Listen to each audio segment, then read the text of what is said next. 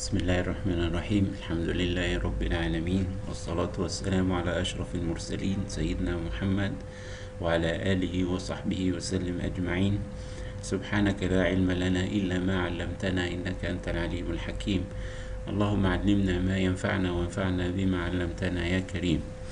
Dear colleagues, now we are starting new lectures in the series of musculoskeletal imaging, and we have about 4 lectures about diagnosis of skeletal fractures.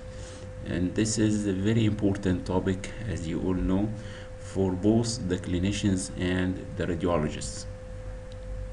Then we'll go through these lectures, starting first by the upper limb fractures, and then we'll go through the lower limb fractures, as well as the types of pelvic fractures. But these lectures will not include the spinal trauma nor the cranial injuries, as they have been mentioned in the specific parts of spinal imaging and neuroradiology lectures. Then starting by some of the definitions, like you need to know that the skeleton contains about 206 bones, and these bones are classified into 5 groups based on the shape.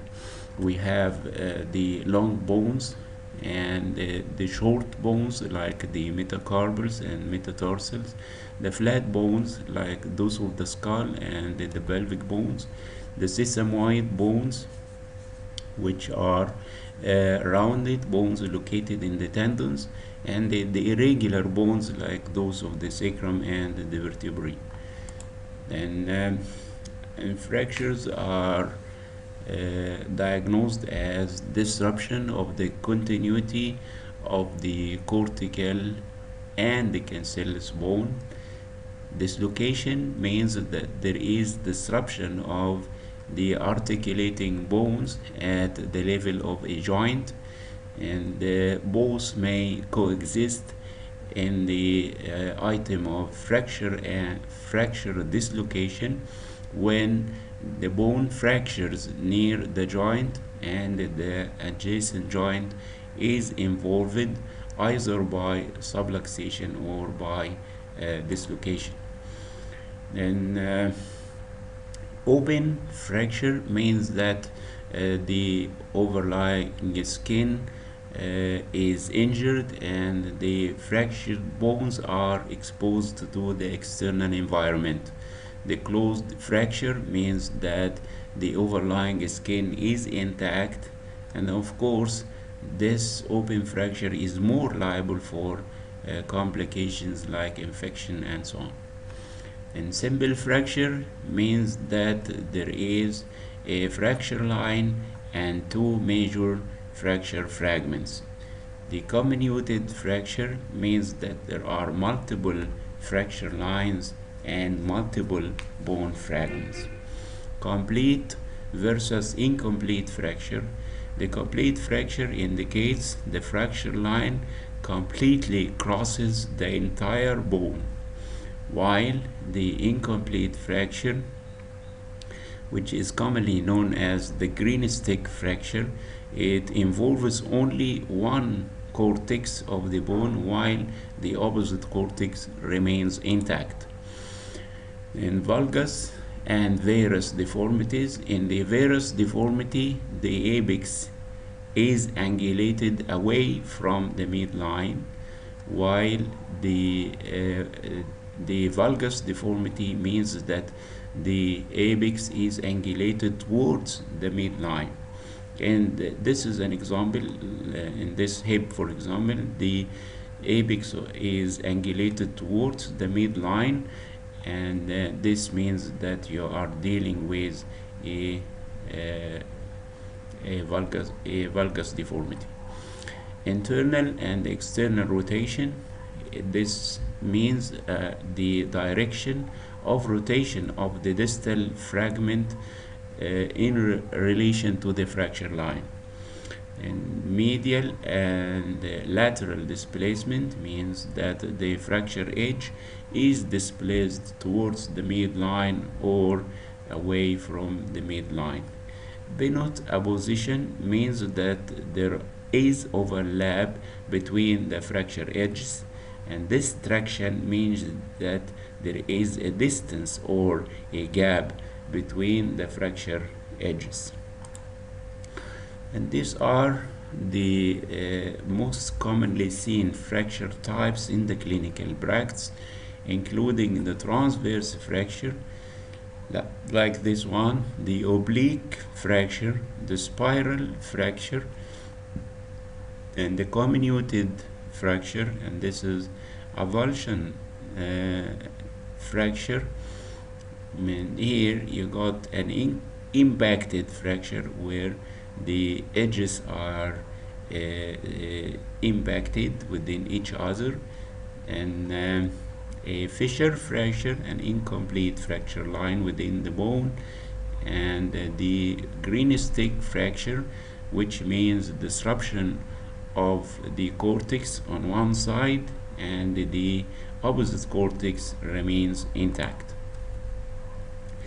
And fractures occur according to the type or the mode of loading injury.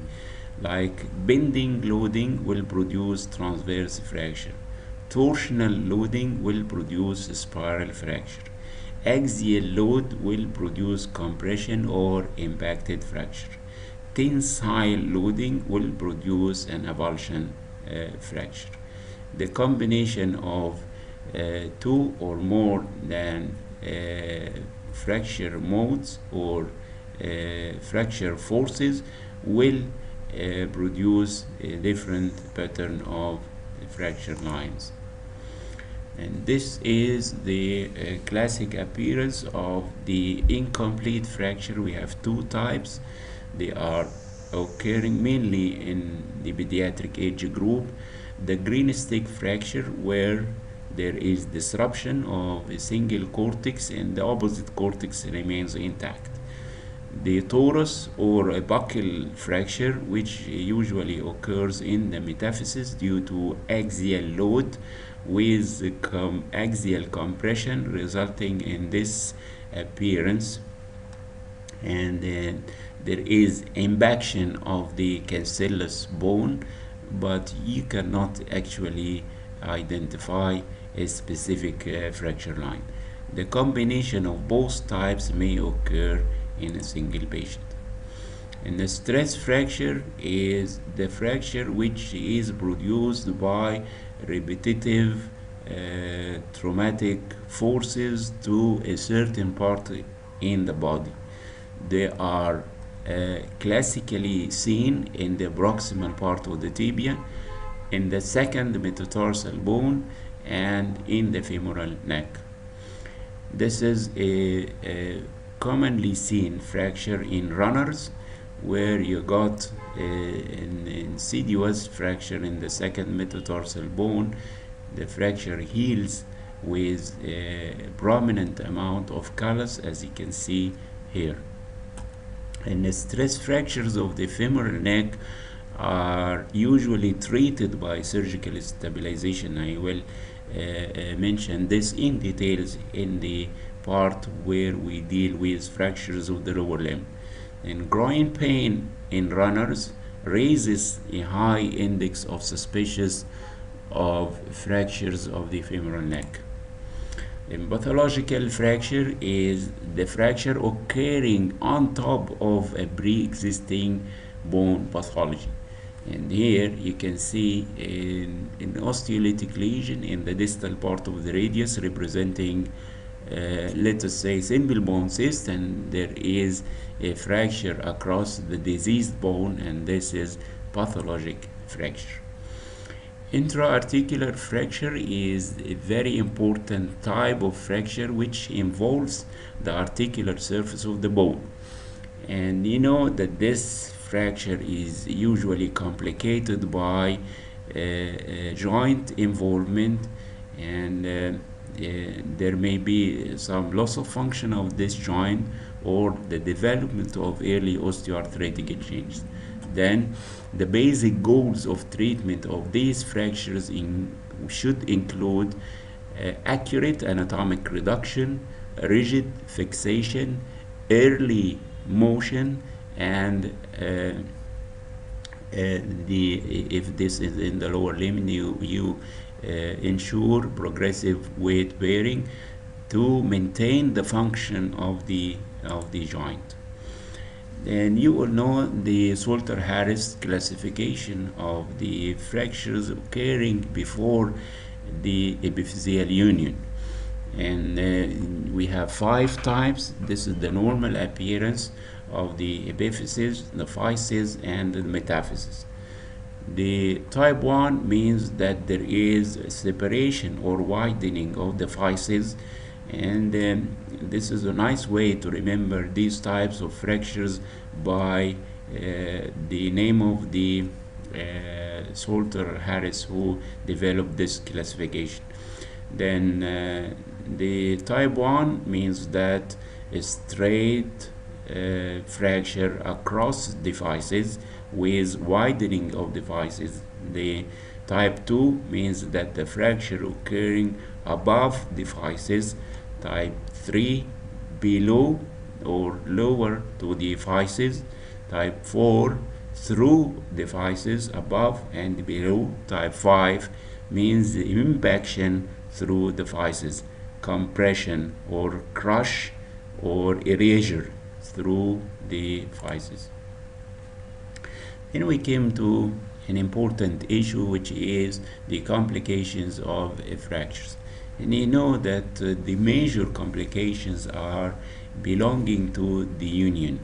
We may have malunion, delayed union, and non-union. And then sometimes there may be a pseudoarthrosis or false joint develops as a result of a non-union. If you look here and you see an example of malunited fracture. This fracture involves the femoral shaft. There is overlapping of the fracture edges, and there is complete union with callus formation, but in a malposition. And we have 2 types of non-union: the hypertrophic non-union and the diatrophic non-union. And hypertrophic non-union means that the patient has, or the body has, the ability to for union, but the fracture is inadequately immobilized, and then there is a continuous movement at the fracture edge, which is preventing union in spite of adequate callus formation at the site of the fracture. While the atrophic non-union means that the body lacks the biology to heal.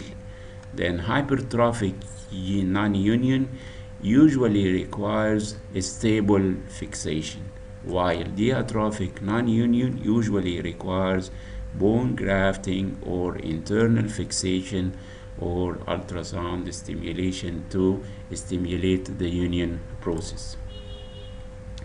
And this is a non-united fracture of the distal end of the fibula and the radius, diagnosed by the fracture edges are still seen, and they appear sclerotic with a scanty callus formation at the fracture site. Then one of the complications is stiffness and loss of motion, and this is usually occurs in cases of intra-articular fractures involving the adjacent joint, usually due to the development of bleeding inside the joint and the development of fibrosis inside the joint, secondary to a long period of immobilization, and this may be also initiated by loose bodies inside the joints, nerve pulses, and inflammatory changes in the adjacent joint. Avascular necrosis is one of the post-traumatic complications, They are commonly seen in the femoral head in cases of femoral neck fracture, in the talus, and in the scaphoid, especially in the scaphoid waist fractures, as I will mention. Then infection of the fracture or the adjacent joint increases in cases of open fractures and closed fractures treated operatively, the use of implants, and the presence of dead necrotic bone. And this is a very important issue, which is the post-traumatic myositis ossificans.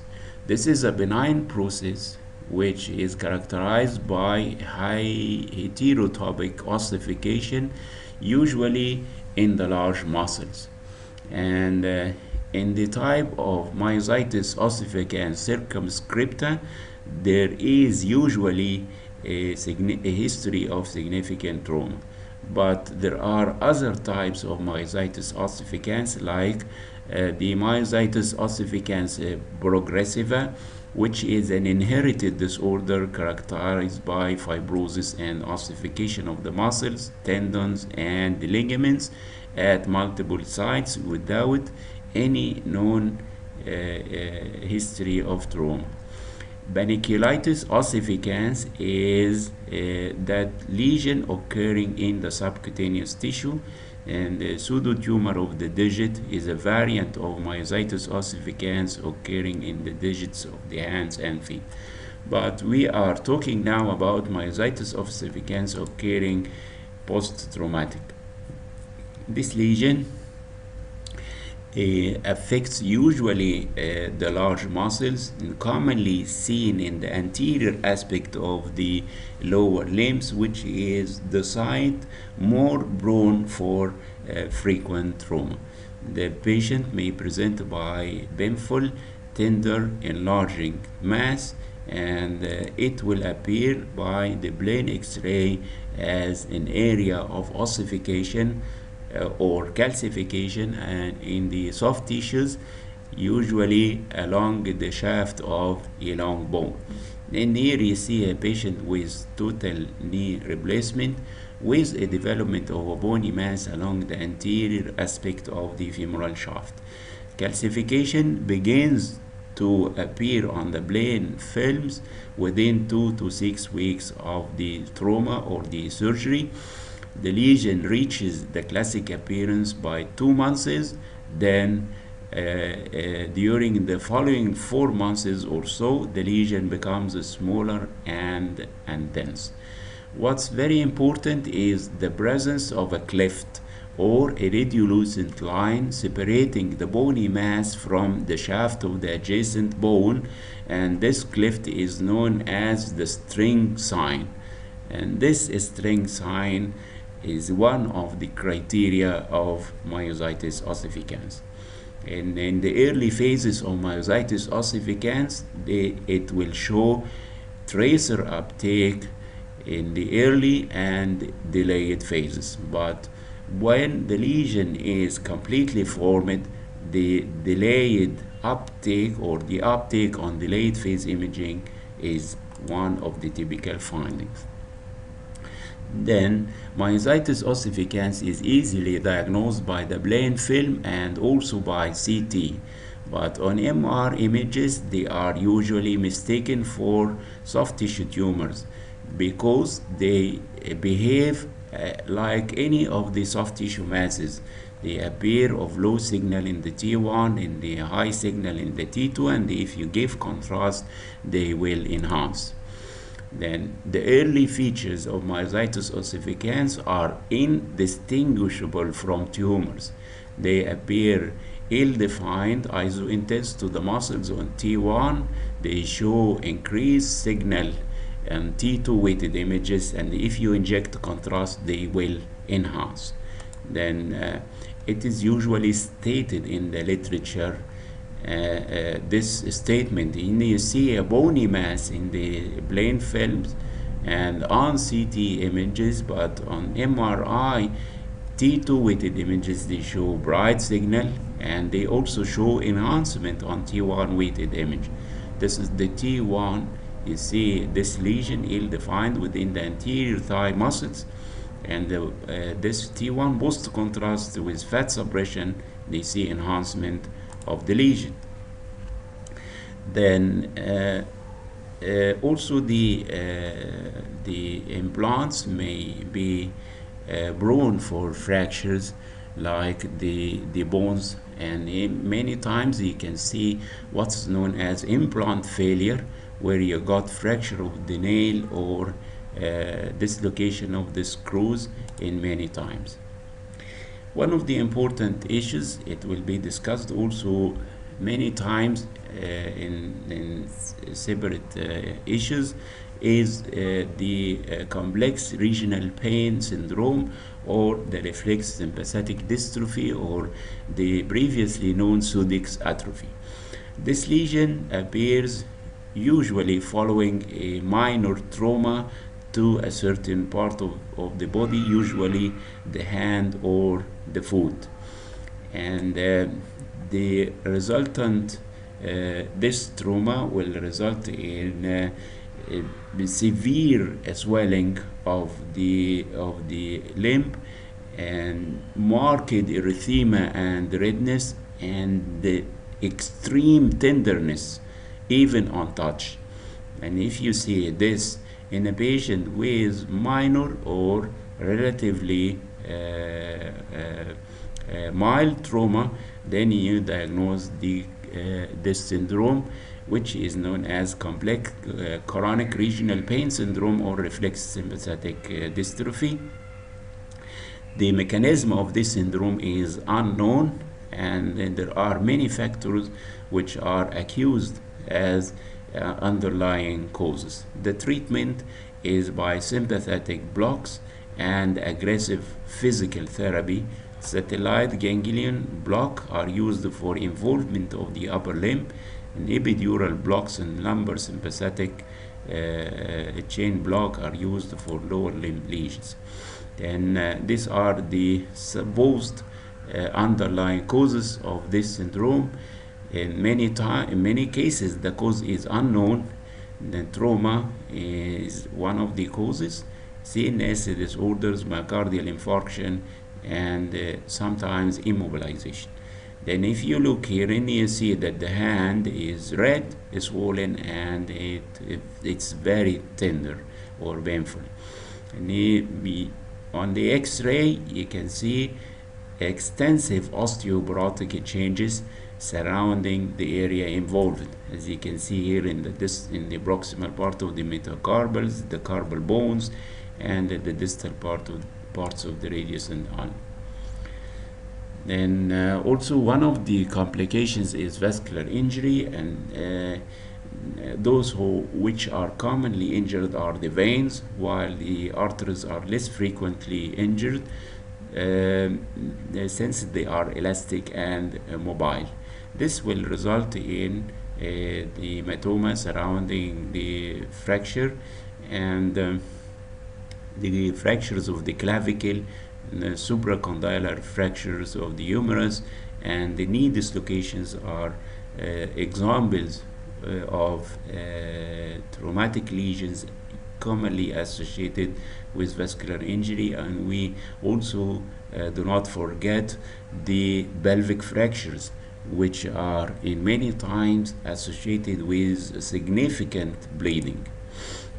And compartment syndrome is one of the complications of fractures, where a certain muscle or a group of muscles which are isolated in a certain compartment are subjected to trauma. The trauma will result in muscle edema. Muscle will swell, and because it is entrapped in an isolated compartment, the muscle is unable to expand. Then it will develop rapidly necrosis, and this is meant by the compartment syndrome. The earliest sign is severe pain with passive muscle stretch in the involved area. The involved area is commonly in the anterior part of the leg, and the muscle commonly involved is the tibialis anterior muscle. This is because this muscle is an isolated compartment bordered by the tibia and the fibula, posteriorly by the interosseous membrane, and anteriorly by the skin. If there is injury to this part, and then the tibialis anterior will try to enlarge or to be swollen, then this limited space will not enable the muscle to enlarge, and it will develop rapidly muscle necrosis, and this is known as compartment syndrome. Here you see the normal limb and the involved limb, and this is T1 weighted image, and this is T2 weighted image, and this is T1 post contrast. Here you see that the muscle is relatively swollen compared to the normal one, and it has heterogeneous signal with increased T1, meaning that there is some edema and hemorrhage. And also in the T2 weighted image, and you can see also fluid in the subcutaneous area with if you inject the contrast material, you see that there is some enhancement, while the starting necrotic tissue will not enhance. And this is an example of calcific myonecrosis, where this is a rare post-traumatic complication, and you see the muscle in the anterior aspect of the thigh is markedly swollen and liquefied with dystrophic calcification along its edge. And many times you are confronted by a patient who is complaining of pain in a certain muscle group, and you perform an MRI and you can see absolutely normal finding. Then this is known as chronic exertional compartment syndrome, and you will see the lesion only after stress. Like you can see the lesions of the cardiac muscle by the stress echo or the stress Saliam technique. Then you let the patient the patient to perform the exercise, and when he develops pain, then you do the MRI, then you will see the abnormal signal and somewhat swelling of the involved muscles. This will regress totally when during rest. And we have finished with this introduction, and now we are going to discuss the fractures affecting the upper limb. We will discuss some of the phalangeal fractures, including the gamekeeper thumb, boxer fracture, Bennett fracture, Rolando, epibasal, and interphalangeal joint dislocations. Then we'll have some notes about the carpal bone fractures, especially the scaphoid, the triclateral, perileonate dislocation, capitate, pisiform, and hook of hamate. I think by this we will end the first part of this lecture. Then in the second part we'll continue by the forearm fractures, including the green stick and torus fractures, Cooley's and Smith, and Galeazzi, Monteggia, radial head fractures, and olecranian fractures. Then we'll have some words about elbow joint dislocation, supracondylar humeral fractures in children and in adults, proximal humeral fractures, and finally we'll end by shoulder joint fractures and dislocations, including clavicular fractures, acromioclavicular separation, and glenohumeral dislocations. Then we'll start first by the phalangeal fractures, and this is known as gamekeeper fracture or skyr thumb. This is a common and frequently missed injury because it is usually not associated with fractures. It occurs in the metacarpophalangeal joint of the thumb by injury of the ulnar collateral ligament. And you know, here there is an ulnar collateral ligament, and this is the radial collateral ligament. This injury is a valgus injury occurring during football, and the trauma will result in damage of this ligament, maybe associated with a small ship of a bone fragment at the base of the proximal phalanx. Then this is the anatomy. This is the ulnar collateral ligament, this is the radial collateral ligament, and the aponeurosis of the adductor and abductor pollicis muscle. An injury which is a valgus type of trauma. There is rupture of the ulnar collateral ligament, and sometimes with avulsion of a shape of bone in this area. And this is a lesion which is usually diagnosed by MRI. This is the radial collateral ligament which is intact, and this is the ulnar collateral ligament which is ruptured.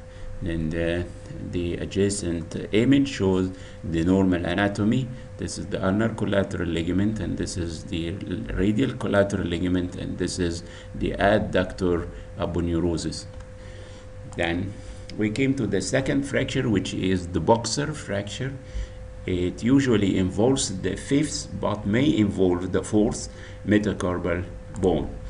And this is an example of boxer fracture affecting the fourth metacarpal bone.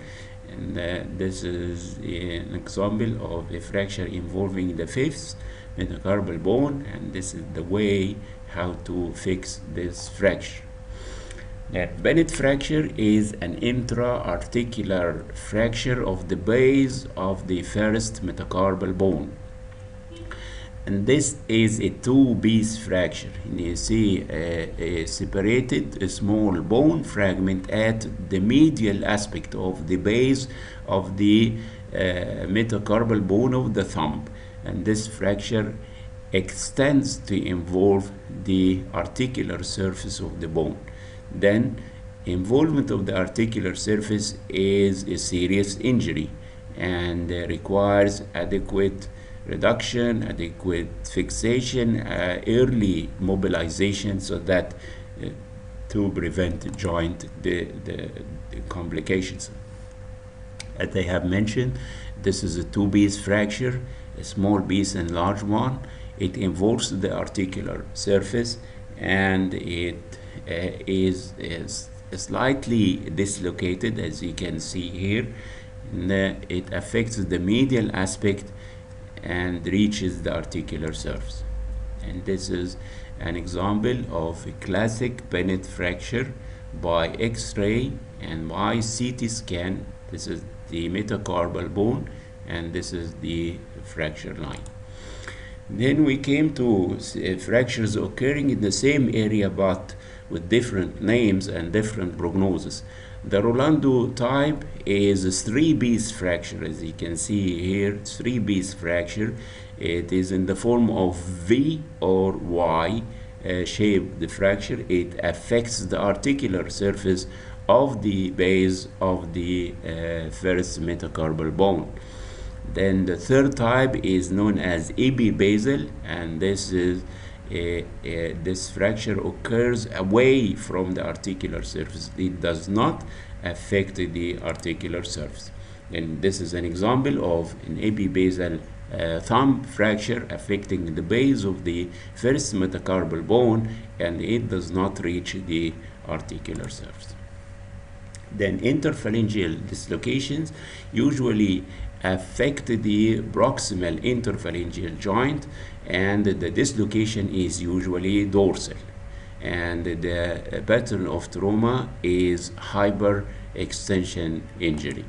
Then all what you need to know is the level of the dislocation and the direction of dislocation, and this is posterior or dorsal dislocation of the proximal interphalangeal joint. And if you look carefully in the frontal view, and you see there is some lateral displacement as well in this head of the phalanx. Seems as if it is protruding outside the confinement of the skin, meaning that it may represent an open injury. Then here is the dislocation of the proximal interphalangeal joint, which is commonly dorsal and commonly affecting this joints and due to hyperextension injury. Then we came to the famous scaphoid fracture, which is usually the result of a fall on the outstretched hand, and it affects the waist of the scaphoid bone.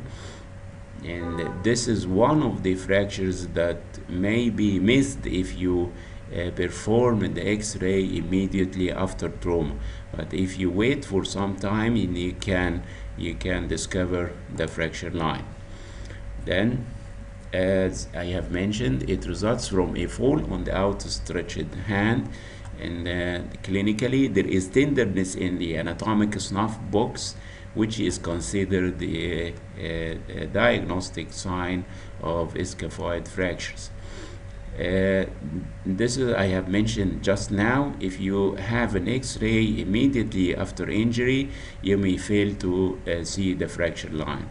But after that, you are able to see. Of course, CT scan and MRI are more sensitive than the plain X-rays in detection of these fractures. And this is an X-ray of the wrist showing a non-displaced scaphoid waist fracture. You know that the blood supply to the scaphoid bone is entering the scaphoid from its distal part. Then the fracture will prevent the blood supply reaching the proximal bone, and this part of the bone is very liable for a vascular necrosis. Then this is a pathologic fracture of the scaphoid bone. You see an osteolytic lesion in the scaphoid, like a simple cyst, for example. Then after trauma, there is fracture across this cyst, so we consider this as a pathologic fracture. And by CT, you can appreciate the fracture line across the scaphoid bone, and also you can appreciate minor degree of relative bone sclerosis of the proximal bone compared to the distal part of the scaphoid, meaning that there is a developing a vascular necrosis in this part of the bone. And sometimes you got a scaphoid tubercle fracture, which is not seen usually in the frontal view nor in the lateral view. It is usually seen in the oblique view, and this is what we call a scaphoid tubercle fracture. And this fracture may be missed in up to 30% of the cases examined by plain radiographs. And by MRI, then it is easy to see the fracture line across the scaphoid bone, and you see the diffuse bone marrow edema showing low signal in the T1 and high signal in the T2 weighted images. This fracture of the scaphoid waist with developed vascular necrosis identified by the sclerosis of the proximal part of the scaphoid, and this is the usual way of management of scaphoid fractures is in order to prevent vascular necrosis is to perform internal fixation and to initiate joint movement as early as possible. Then we came to the tricateral fracture. You know that the first row of the carpal bones include the scaphoid, the lunate, and the tricaterum. And this tricaterum is considered the second most common bone to be fractured, of course, after the scaphoid bone. and the fractures are usually in the form of avulsion from its dorsal surface. So they are clearly identified in the lateral view of the wrist joint as a ship fragment located posteriorly, and this fracture is frequently missed in the frontal and oblique views. And in the frontal view and oblique view, this fracture is usually superimposed by the basiform. So it is clearly identified in the lateral view. The body of the triquetrum may also be fractured, and this is perfectly seen by the CT scan, and also the triquetral fractures are involved in this well-known type of dislocation, which is known as the perilunate dislocation. I will mention in a moment. And the frontal view, it's difficult to appreciate fracture of the triquetral bone. In the lateral view, you see this avulsion fragment of the triquetrum. Then we came to the perilunate dislocation, which are 2 to 3 times more common than lunate dislocations itself. Then first of all, what are the bones adjacent to the lunate? Then you see here, this is the lunate bone, and radially you can see the scaphoid, and on the medial aspect you can see the triquetrum, and anteriorly and you see the capitate.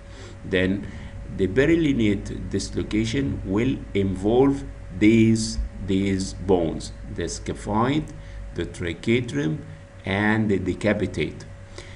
75% of these dislocations will be associated with scaphoid fracture. Whenever these the relations are disrupted in the rest, and then you got what is known as crowded corpus. And this crowded corpus, and you see here the carpal bones are usually arranged in a nice way like this, but in the frontal view you see that the carpal bones are as if they are superimposed on each other. Then we have mentioned that there are 3 bones involved in the perilunate dislocation: the scaphoid, which is fractured in 75% of the cases, the triquetrum, and the capitate. Then the triquetral fracture is usually identified in the lateral view as a ship fragment. And the rest of the fractures, especially those of the scaphoid bone, are usually seen in the more sophisticated imaging techniques like the CT scan, for example. And this is an example. You should remember that in perilunate dislocation, the lunate is not dislocated. The lunate remains in its normal apposition and articulation to the radius. What is dislocated are the bones around the lunate, including the capitate, which is dislocated posteriorly, and the scaphoid, which is fractured and into 2 segments. The proximal pole will remain in relation with the lunate bone, while the distal part of the scaphoid bone will be displaced dorsally with the displaced capitate bone. Then, in order to diagnose perilunate dislocation, you have 3 major findings. Number 1, the crowded corpus or the crowded carpal bones.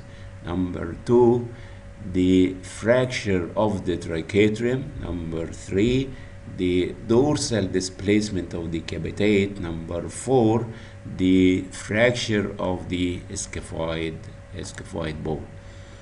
And you know that the capitate and also the triquetral may be fractured, isolated from other carpal bones, and this needs the CT scan for detection. And this is the capitate, and you see the transverse fracture line in the sagittal and the coronal reformatted images. Also, fractures of the basiform are considered rare or unusual, and they can be seen by the plain film. If you look carefully to the basiform, then you see the fracture.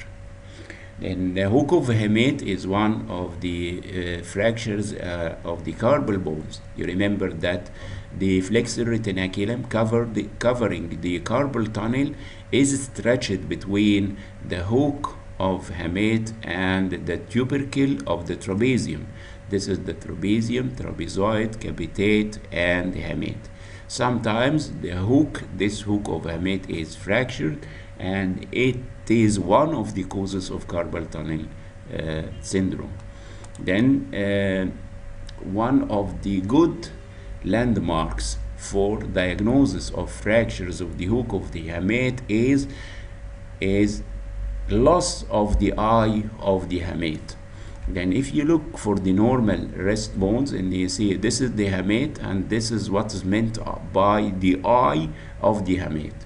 It is usually seen in all frontal projections of the normal wrist joints. But whenever the hook of the hamate is fractured, then you got loss of the eye of the hamate. And this is one of the, if you look here and you can see the fracture, but the fracture is well appreciated on CT and MRI images.